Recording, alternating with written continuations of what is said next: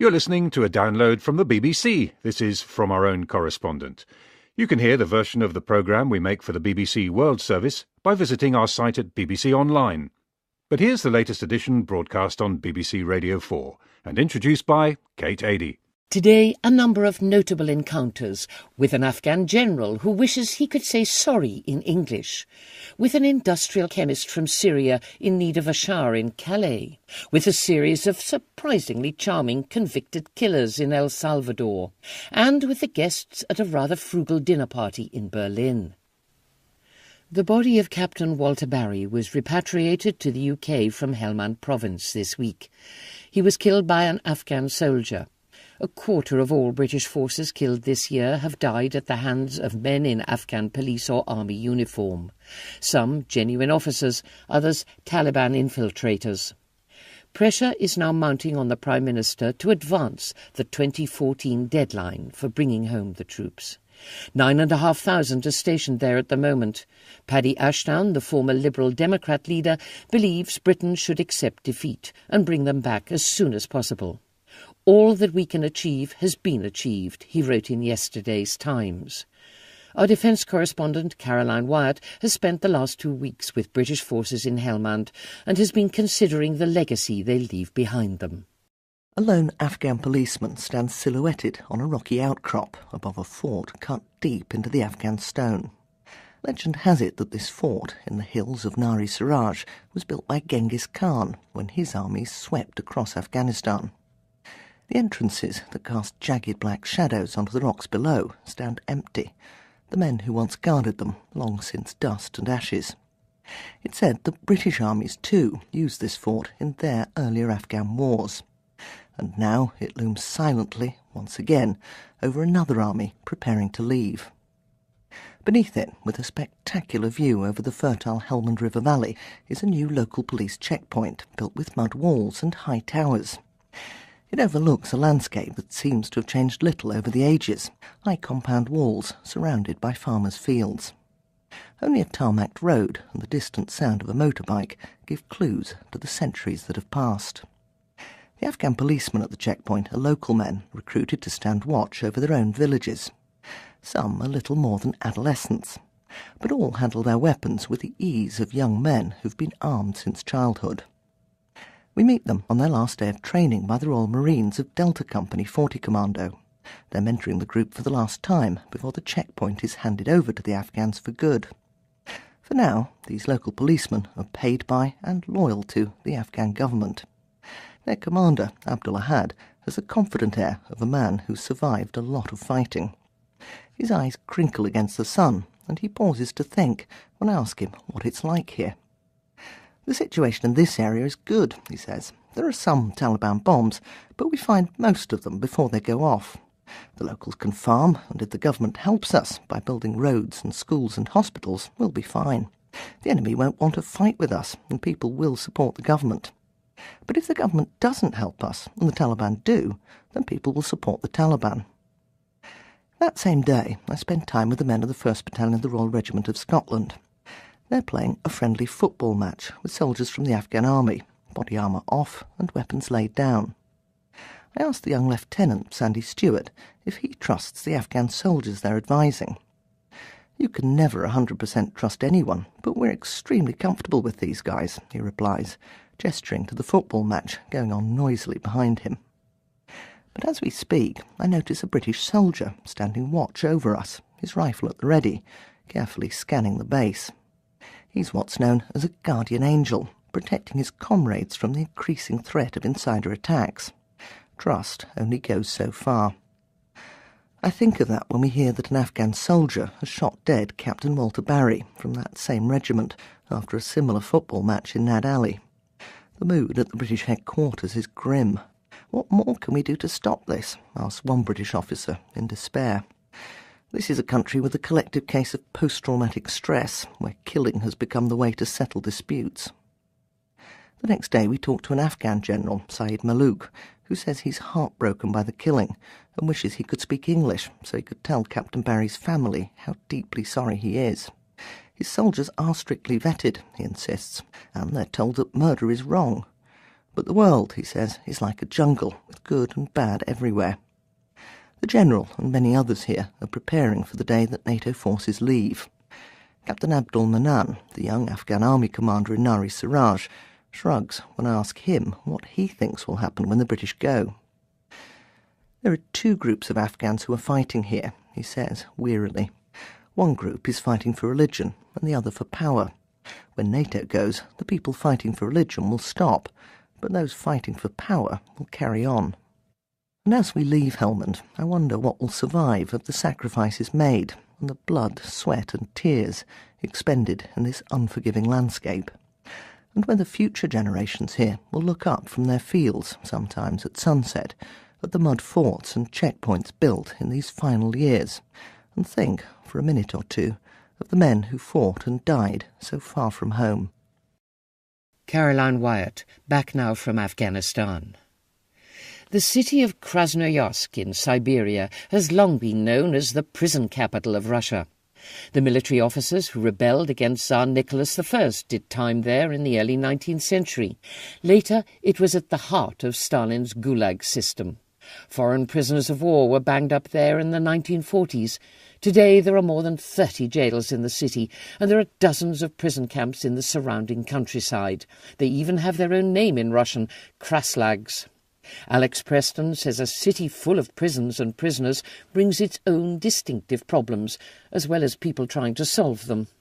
The Trans-Siberian Railway passes through Krasnoyarsk, swelling its million-strong population with soldiers on furlough, workers heading to new jobs, the shifting masses that sweep through a city positioned at the crossroads between European Russia, the Wild East and the Urals. The monolithic, spear-topped railway station is where prisoners from the surrounding jails get their first taste of freedom, let out into the world with a handful of cash and little else to support them. Andrei Perets, a self-styled holy thief, was just one such prisoner. He held up a bus at gunpoint in 1994 and got 10.5 years in a Kraslag. On leaving jail, where he found God and a wide network of criminal contacts, he established a Malina, a safe house for recently freed prisoners. In the tree outside Perets's house, a flock of waxwings chatter, rising up into the air when we bang on the gate. Finally, a small, dark-haired woman in a pink toweling robe stumbles out of the front door.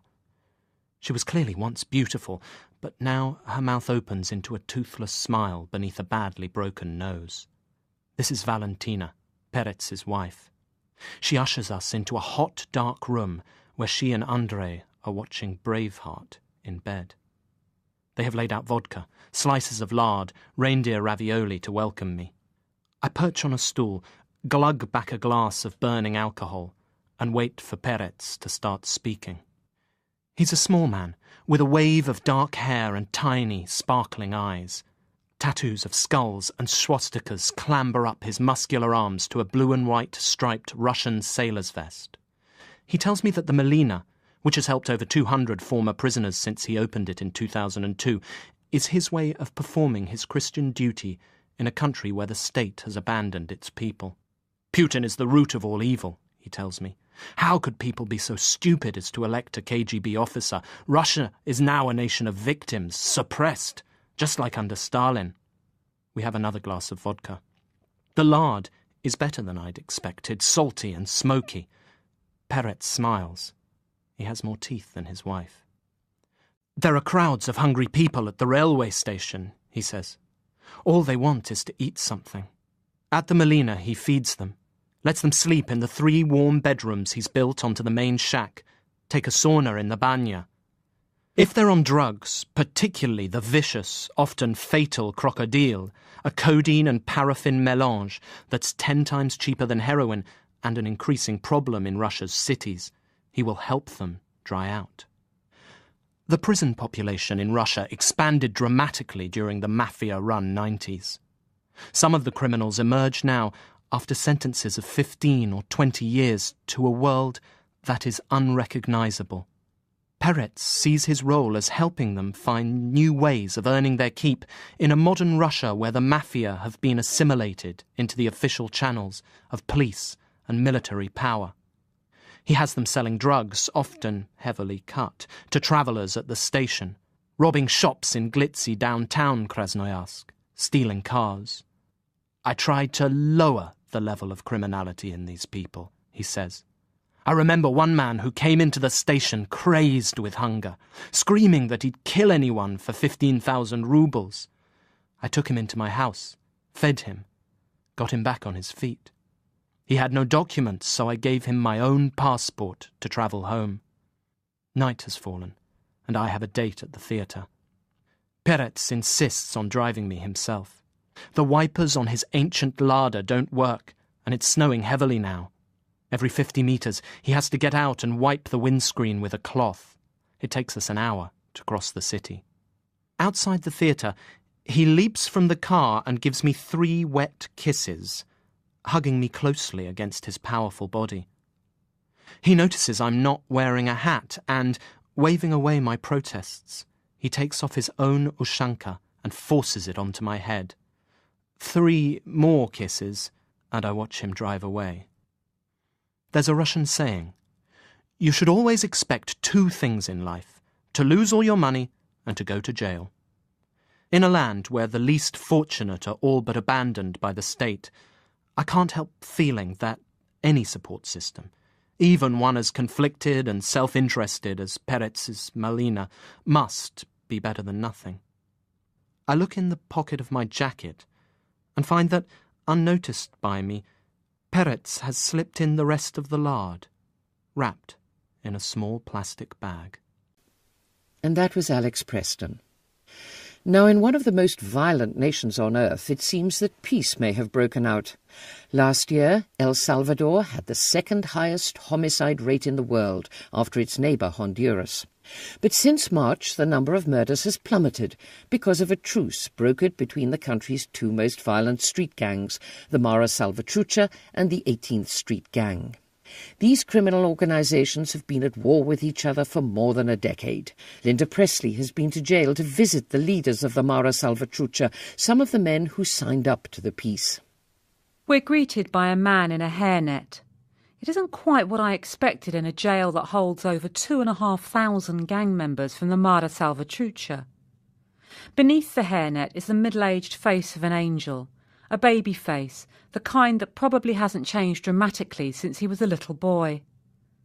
This is José Luis Mendoza, 48 years old, serving 52 years for homicide. He's the first of a series of charming convicted killers we meet in the prison of Ciudad Barrios. As the guard locks the gate behind us, and he is the last guard we see until we leave, I say hello to José Luis and begin to take in the scene. A long corridor just heaving with men.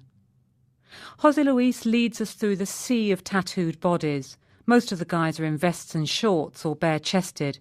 But there's no jostling, no jeering, just a lot of polite buenos diasing. We're taken down crowded, crumbling concrete steps and reach another gate. It's opened, and locked behind us, by an inmate who wears the key around his neck. Inside there's a busy covered yard with clothes strung across on lines. I peep over a makeshift partition. 2 men are squatting at sewing machines, stitching teddy bears. Another inmate unlocks what's euphemistically called the gym, an empty space the size of a large sitting room with bars where a window might be and a corrugated iron roof. The walls are black, and on one of them Mara Salvatrucha is painted in large white Gothic letters. Then, in dribs and drabs, men arrive to greet us. These are some of the most important leaders of the MS, a gang recently designated a transnational criminal organisation by the US. They're probably some of the most dangerous offenders in the Western Hemisphere. Without exception, they're welcoming, friendly. But quickly we get wind that something's up. I'm chatting away to José Luis in his hairnet in English when we're told, in no uncertain terms, to stop. I don't argue. Another gang leader, Jorge, tells me the problem is that they previously decided they wouldn't do any more press interviews, worried about misrepresentation. And they didn't get the message we were coming, so now, because the MS is an organisation run according to rigorous rules, all the leaders have to agree before anyone can do an interview about the gang truce. More men arrive and they form an intense huddle on one side of the room. One of them has a scarf pulled up over his nose. You can just see the tops of the letters M and S tattooed across his cheek. The leaders decide José Luis should take us on a tour of the prison while they continue their deliberations. I think maybe José Luis will remove his hairnet for the filming, but he doesn't. The further we go into the prison, the more dense the crowds. The conditions are appalling. In rooms built to sleep 30, there are 90 makeshift bunks in tiers of 3 or 4 that reach the roof. This is a parallel society. There are small food stalls, someone's frying chips, guys doing washing, learning rap songs, sweeping and swabbing. And then, in a courtyard dominated by a mural that depicts numerous gravestones with the names of gang members who've been killed in the bloody war with the 18th Street gang, something is different. All the men are in long-sleeve shirts, long trousers and sensible slip-on shoes. They clutch small books and form a line that snakes up some steps. The first ones to enter a room take off their shoes and climb up to hammocks slung just under the high ceiling. There they sit, their socked feet dangling onto the men below. These are all born-again Christians, and there are so many who want to attend this service, it's the only way to get everyone in. The leaders agree we can do an interview. In the gym, Jorge sits flanked by 2 others as he apologises to El Salvador's people for the innocent victims of the gang war between the MS and the 18th Street gang. The truce has held for over 8 months now. The murder rate has dropped dramatically. El Salvador is holding its breath. Linda Presley, and you can hear the documentary she made in El Salvador in Crossing Continents. That's on Thursday morning here on Radio 4. 10 years ago this month, the French decided they'd shut down the Sangatte Red Cross Asylum Centre near Calais. The authorities there had come to the decision it had become a magnet for illegal immigrants hoping to come to Britain. But the problem has not gone away. Local charities who've been trying to offer them some help believe there are still some 800 migrants in the Nord-Pas-de-Calais region, more than a third of them in the town itself. And Emma Jane Kirby's been finding out they're as keen as ever to cross the channel to seek out new lives over here.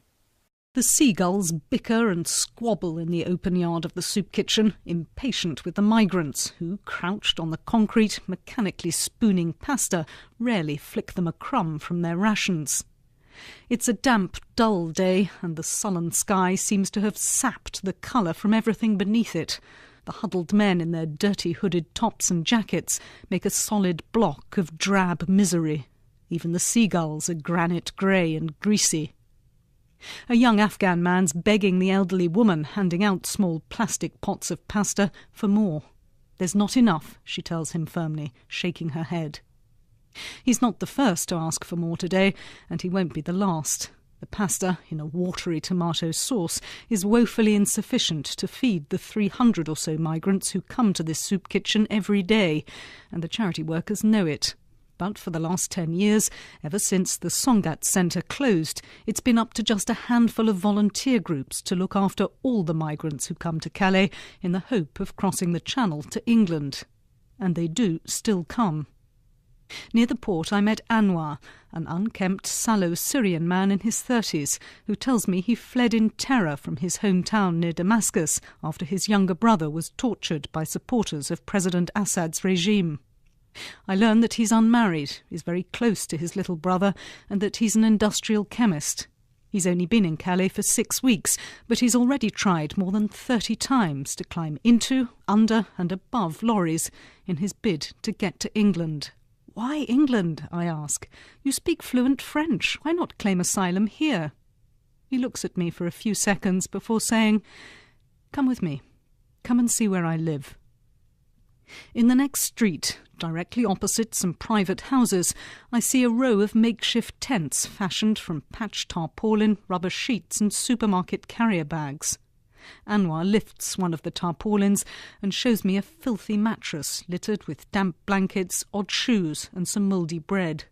It smells as acrid and rotten as a sick room, and I have to withdraw my head quickly. 7 of us sleep here, but in the night the police come, he says. They spray everything with gas so we can never use it again, and then we have no cover from the rain and no more clothes. In Syria, he continues, we see TV programmes about France. We learn it's the country of freedom, of human rights and solidarity. He looks at me closely and asks, "Do you think this is a country which respects human rights?" "I have nothing here, madame."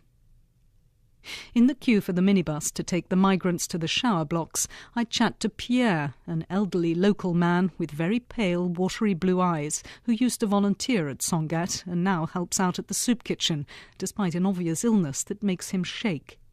His account of the last day of the asylum centre has biblical overtones. "It was 5 degrees outside and raining so hard that everywhere was flooded," he says quietly. And when these exhausted men came looking for a bit of shelter, they were just turned away and the door locked on them. He lifts his trembling hands. That night, the local farmers brought their cattle in for the winter because they said the weather was too harsh. He nods his head towards the group of migrants and gives me a lopsided smile. Are they really worth less than cattle? Our police hound them and hunt them down like plague victims.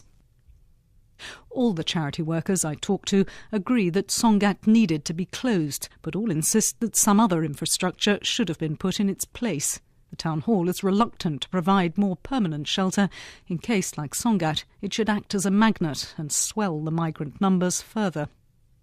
Just outside the town, on the edge of an industrial estate, 2 small porter cabins make up the migrant shower block. The men push one another in their haste to get in, snatching the phials of medicated shampoo and shower gel offered by the hassled charity workers, clamouring for clean clothes and underwear.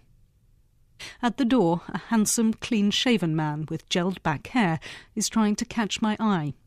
I go over to him with a smile, offer my hand and introduce myself. Only when he fixes me with a look of reproach do I realise I met him this morning. "Madame," he reminds me quietly, "I am Anwar, the industrial chemist from Syria. You were a guest in my house." And that's Emma Jane Kirby. European finance ministers meet in Brussels on Tuesday to consider handing Greece more than €40 billion in a series of rescue loans. The Greek Prime Minister's been speaking of his country going bust, but the Eurogroup head, Jean-Claude Juncker, is optimistic the final details can be sorted out and the green light given to the handover of funds which are clearly urgently needed. German agreement to the arrangements is essential, but there's been much talk there about southern European nations being over-reliant on German generosity. And Steve Evans in Berlin points out that people there are firm believers in frugality. When I first came to live in Berlin, I was invited to a dinner party, a media dinner party. A German film director and his wife invited me over, and I looked forward to it with great anticipation. Usually dinner parties aren't my cup of tea, as it were, but this would be a chance to see how Germans did these things. A correspondent from a fancy current affairs magazine had also been invited, from The Economist actually. And it was good, very enjoyable, though not nearly as grand a meal as I'd expected. The table was laid in the couple's flat. We chatted a little, anticipation mounting. And then his wife proudly produced the food: boiled potatoes, boiled green vegetables, and ham. Boiled ham. Now I like boiled potatoes, boiled ham, boiled vegetables even. But it's not what you would have expected in a similar British dinner. That would have been a feast, produced to the dictates of Delia or Heston, and probably involving porcini and crème fraîche, the words the English upper crust use for mushrooms and sour cream. The point I'm making is that the German idea of luxury is different from the British idea. Germans really are frugal. They like boiled potatoes and good for them, say I. You might argue that this was Berlin, and Berlin was, of course, partly in East Germany, so Berlin frugality has a different background. And it is true that East Berliners were mocked by Westies when the wall came down because they knew nothing about fancy food. Just after the two halves of the city were reunited, a West German magazine had a cover story with a picture of an East German housewife. You could tell where she came from because of her awful East German perm. She is holding a cucumber, and the caption says, "Look, my first banana." The point is that bananas were such a luxury that East Germans couldn't even recognise one. But the host at my dinner party wasn't an Aussie, but a Wessie, completely au fait with bananas and even perhaps porcini. No, this was just German frugality. You come across it in lots of ways. I go to a supermarket under a railway arch, and it resembles a warehouse, goods stacked to the red-bricked roof with no sense of style or flashy salesmanship. It's price that matters, even for fancy wines. This is not a poor people's supermarket. There is wine there at €60 a bottle, but you can bet your bottom euro that it will be cheaper than anywhere else. Even the rich watch the pennies. Or think of MediaMarkt, the electronics retailer, which still refuses to take credit cards or even debit cards. When I presented a card at the checkout, the assistant looked at me like I'd offered to pay with a chicken or the use of my body for half an hour. Credit, 9 danke. So, as you follow the debate over the euro and over German resistance to extra spending in Greece or extra spending in Brussels, bear this frugality in mind. It is seared into the German soul. Much is made of the effects of the inflation of 1923, but to my mind that's overblown, a cliché almost. Far more important are the effects of the Second World War, which are less talked about, partly because German suffering became unmentionable because of guilt. But it was a personal catastrophe for millions of people.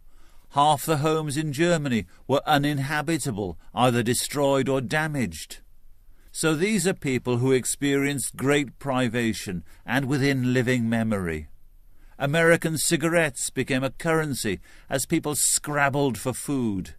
In this city of Berlin, for example, women, Trümmerfrauen, rubble women, scavenged the ruins. That kind of experience has to inform your attitude to food and material goods. On top of that, Germans don't actually earn very much compared to those in other European countries, less than in France and Spain, and about 2/3 what a comparable British worker has. And the German wage has barely risen over the past decade. They're frugal because they hold back on pay. Accordingly, Germans hold their wallets tight to themselves. Frugal at the dinner table, frugal too in the finance ministry. Steve Evans in Berlin there. I don't think porcini will be on his dinner menu anytime soon. That's it. More from correspondents around the world next Saturday morning. Do join us. Goodbye. Armies swept across Afghanistan. The entrances that cast jagged black shadows onto the rocks below stand empty. The men who once guarded them, long since dust and ashes. It's said that British armies too used this fort in their earlier Afghan wars. And now it looms silently, once again, over another army preparing to leave. Beneath it, with a spectacular view over the fertile Helmand River Valley, is a new local police checkpoint built with mud walls and high towers. It overlooks a landscape that seems to have changed little over the ages, high compound walls surrounded by farmers' fields. Only a tarmacked road and the distant sound of a motorbike give clues to the centuries that have passed. The Afghan policemen at the checkpoint are local men recruited to stand watch over their own villages. Fight with us and people will support the government. But if the government doesn't help us and the Taliban do, then people will support the Taliban. That same day, I spent time with the men of the 1st Battalion of the Royal Regiment of Scotland. They're playing a friendly football match with soldiers from the Afghan army, body armour off and weapons laid down. I asked the young Lieutenant, Sandy Stewart, if he trusts the Afghan soldiers they're advising. "You can never 100% trust anyone, but we're extremely comfortable with these guys," he replies, gesturing to the football match going on noisily behind him. But as we speak, I notice a British soldier standing watch over us, his rifle at the ready, carefully scanning the base. He's what's known as a guardian angel, protecting his comrades from the increasing threat of insider attacks. Trust. Some a little more than adolescents, but all handle their weapons with the ease of young men who've been armed since childhood. We meet them on their last day of training by the Royal Marines of Delta Company 40 Commando. They're mentoring the group for the last time before the checkpoint is handed over to the Afghans for good. For now, these local policemen are paid by and loyal to the Afghan government. Their commander, Abdul Ahad, has the confident air of a man who's survived a lot of fighting. His eyes crinkle against the sun, and he pauses to think when I ask him what it's like here. "The situation in this area is good," he says. "There are some Taliban bombs, but we find most of them before they go off. The locals can farm, and if the government helps us by building roads and schools and hospitals, we'll be fine. The enemy won't want We saw army uniform. Some genuine officers, others Taliban infiltrators. Pressure is now mounting on the Prime Minister to advance the 2014 deadline for bringing home the troops. 9,500 are stationed there at the moment. Paddy Ashdown, the former Liberal Democrat leader, believes Britain should accept defeat and bring them back as soon as possible. "All that we can achieve has been achieved," he wrote in yesterday's Times. Our defence correspondent Caroline Wyatt has spent the last 2 weeks with British forces in Helmand and has been considering the legacy they leave behind them. A lone Afghan policeman stands silhouetted on a rocky outcrop above a fort cut deep into the Afghan stone. Legend has it that this fort in the hills of Nari Siraj was built by Genghis Khan when his... You're listening to a download from the BBC. This is From Our Own Correspondent. You can hear the version of the programme we make for the BBC World Service by visiting our site at BBC Online. But here's the latest edition broadcast on BBC Radio 4 and introduced by Kate Adie. Today, a number of notable encounters with an Afghan general who wishes he could say sorry in English, with an industrial chemist from Syria in need of a shower in Calais, with a series of surprisingly charming convicted killers in El Salvador, and with the guests at a rather frugal dinner party in Berlin. The body of Captain Walter Barry was repatriated to the UK from Helmand province this week. He was killed by an Afghan soldier. A quarter of all British forces killed this year have died at the hands of men in Afghan police.